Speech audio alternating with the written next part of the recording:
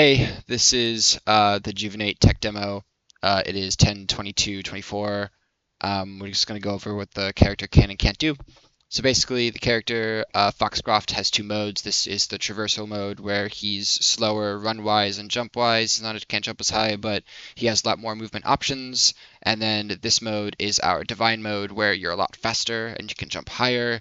But you can see in the top left, your health constantly ticks downwards and you have a more linear based movement set. This is also the short range and melee combat mode, and then the other one is our ranged mode.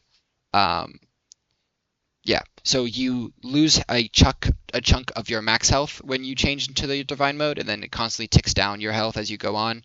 And then when you go back to traversal mode, you regain that max health loss, but you keep the lost health of the tick.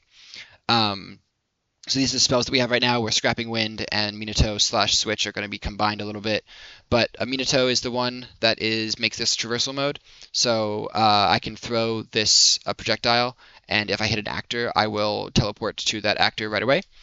I can throw it on the ground, and then I can teleport the same order that I threw them. I could also do that in the air, stuff like that too. There are some limits and restrictions we want to add on, like max radius and speed and all that stuff. But we have this fire rune, which does the same thing. When thrown, it activates right away, does a little bit of damage, and then you can place them on the ground as well. And again, they will activate the same on the same order you threw them.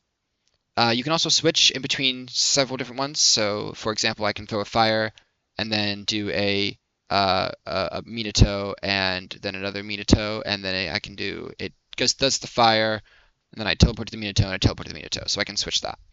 The third thing is our gravity one. Right now we have it as like a little vortex, but we want to keep it. We want to do something where it actually drags things downwards rather than being vortexed in. So you can also put that on the ground. You could also, get in and it's going to do that.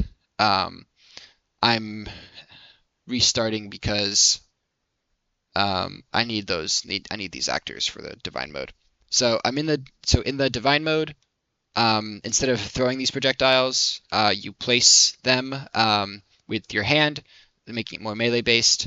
For fire, I have to be close to the guy, and even though the projectile, it looks like a projectile, it's not. I have to place it, and then it does damage.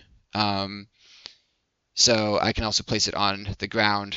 Not right now. Right now it can only be placed on an actor, but that's kind of how it works. So instead of throwing it, it's going to be more powerful. Same thing with the gravity one. I have to place it and use it like that. And the main difference between this mode and the other mode when it comes to spells is this switch, where instead of the Minato teleport, I can now switch positions with something instead of teleporting to something else. So it's kind of hard to put it on. Okay, well, you get the picture. You can switch positions with stuff. So that's the main difference that we have right now with the guy. We have the mode that you traverse and the mode that you fight. We have this over-the-shoulder perspective that you can go into, and what you do is you can swap different things like that. What this is going to do ideally is give us a lot more level design choices, and it's going to give us a lot of level design choices and a lot of ways that the player gets new different environment perspectives.